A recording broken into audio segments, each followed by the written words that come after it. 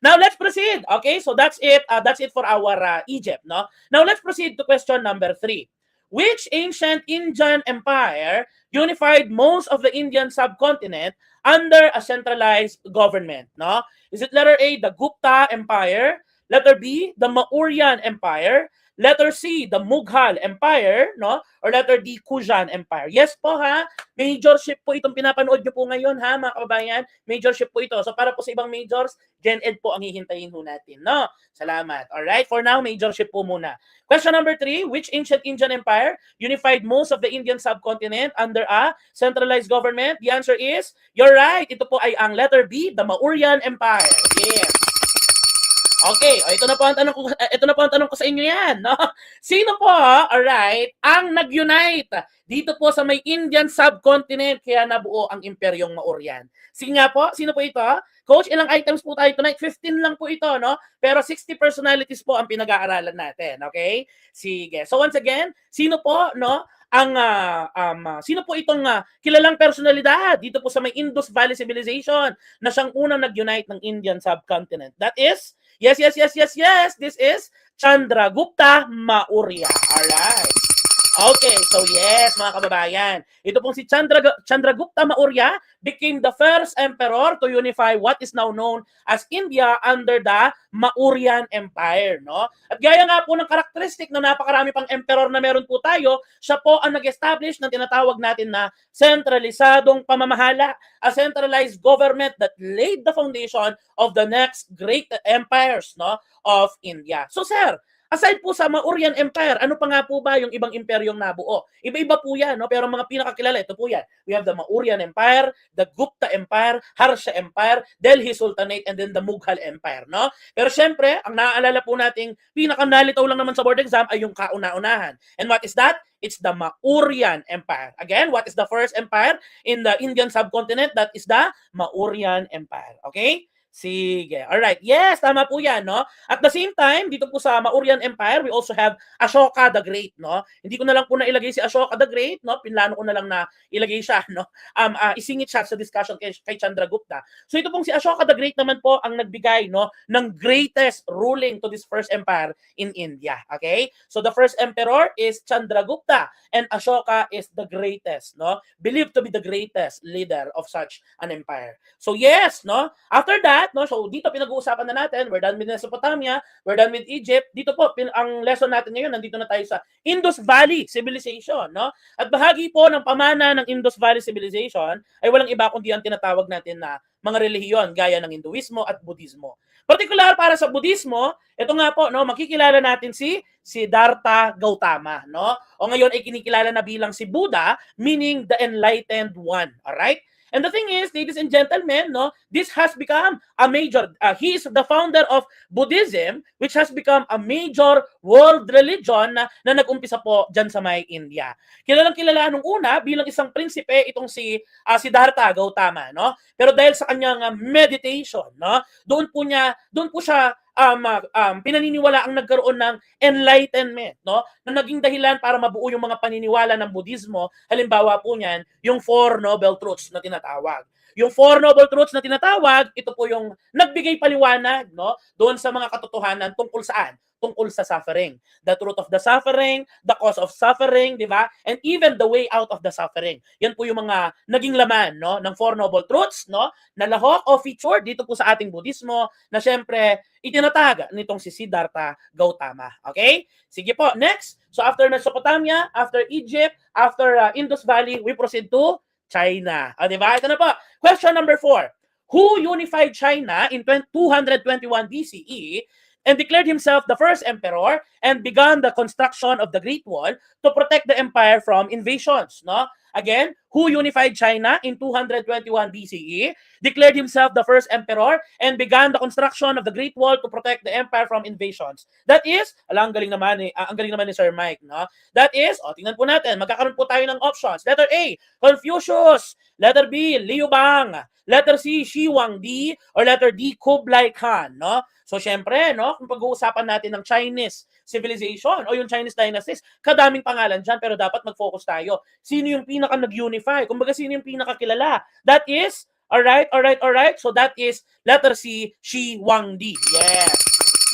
Oo. Tama po yan, no? In other versions, ito po ay Shi Huangdi. Alright? Sa iba nga, Shi Huangti. No? Pero hindi naman na spelling specific ang ating board exam. No? Pero yes, mabalik po tayo. Ito po pala ang mga Chinese dynasties na meron po tayo. So ito po yung kanta natin dyan. Shang Zhao Qin Han, Shang Zhao Qin Han, Sui Tang Song, Yuan Ming King Republic, Mao Zedong. Di ba? Ganun yan. So yes, ito yung legendary dynasty nila, no? So pinagdedebatihan kung totoo ba itong Xia dynasty. So dalawa ang kino-consider nilang first dynasties. They have Xia dynasty and the Shang dynasty. Kaya nga yung kanta nag-umpisa siya sa Shang Zhao Qin Han, Shang Zhao Qin Han, Sui Tang Song, Yuan Ming King Republic, Mao Zedong. Di ba? Sige, nako sir, ba't kinanta mo? Di ba ganun yun? Di ba? Pag tinuturo ko sa mga high school. No? Anyway, ito pong si Shi Huangdi, no, na tinutukoy natin, ay naging pamosong emperor sa anong dinastiya? Sige nga po, once again, no, ito pong si Shi Huangdi na naging kasagutan po dun sa tanong natin kanina, ay naging famous, no, na leader o emperor ng anong dinastiya? Alright. Ano po sa mga ito? Sa dinami-dami ng dinastiyang ito, no? Sa alin pong dinastiya naging pinakapamoso? Itong si Shi Huangdi, no? Alright, tama, no? Ito po, siya po ay pinaka naging pamoso dun sa tinatawag natin na Qin Dynasty. Ito po yan, okay? Tumpa.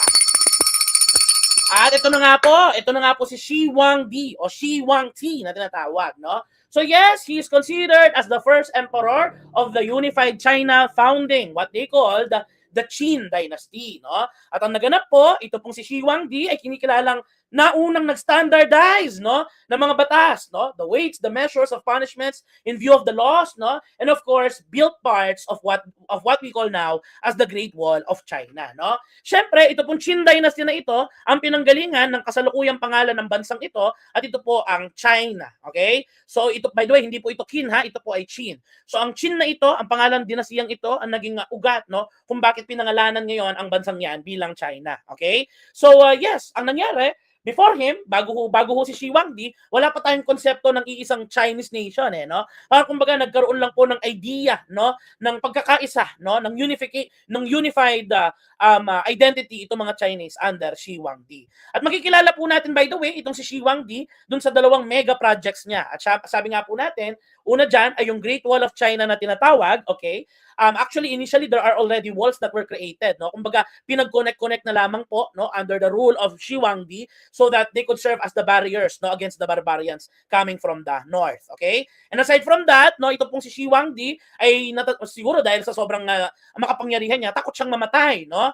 Natatakot din siya na sa afterlife ay mag-isa siya, no? So sa kawirduhan po ni Shi Huangdi, siya po ay nagpagawa ng tinatawag nating Terracotta Army, no? Hi, ano po yung mga yan, Coach John? Ang Terracotta Army, ito po yung 8,000, no? Tinatayang 8,000 na mga life-size, no, na estatwa ng mga clay soldiers, no, na pinaniniwala ang inilibing kasama ni Shi Huangdi. Bawat isa po sa mga soldiers na ito ay may unique face, no? At syempre ang paniniwala ni Shi Huangdi, magkakaroon pa rin siya ng military, no? Magkakaroon pa rin po siya ng soldiers even in the afterlife, o di ba? Weird yarn, o di ba? So yes, nagkaroon po tayo ng Terracotta Army, okay?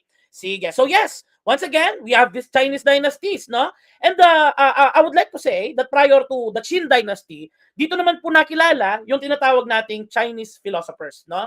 Una na po dyan ay itong si Confucius, no? Si Confucius po ay kinikilalang Chinese philosopher who emphasized ethics, morality, and proper social relationships, no? Itong mga itinuro ni Confucius ang naging dahilan kung bakit nagkaroon po tayo ng tinatawag natin na Confucianism, okay? Ngayon, ang tanong ko po sa inyo, ano po ang famous, no, na book nitong si Confucius, no, na naging basihan, no, ng mga taong naniniwala sa kanya, binasa ng mga taong naniniwala sa kanya at magpahanggang ngayon ay ginagamit pa din. Sige nga po, again, ito pong si Confucius, mayroong isang aklat at ito po yung tinatawag nating, yes, pakitay po doon sa comment section natin, The Analects. Okay, ha? Once again, ito pong si Confucius, no, na isang Chinese philosopher, no, ay kilala po, no, sa paglilimbag ng mga tinatawag natin na The Analects, no, na kung saan dito po niya ibinahagi ang mga turo ng moralidad na mayroon po siya. Okay? Sige, by the way ha, sumampa po tayo ng more than 200. Maraming salamat po. I hope hanggang mamaya ay nandyan po kayo. By the way, may drills po tayo sa dulo nito ha. Titignan po natin kung naaalala po ninyo lahat ng pinag-usapan natin. O, nasa civilization pa lang po tayo, 749 na, no? Alright.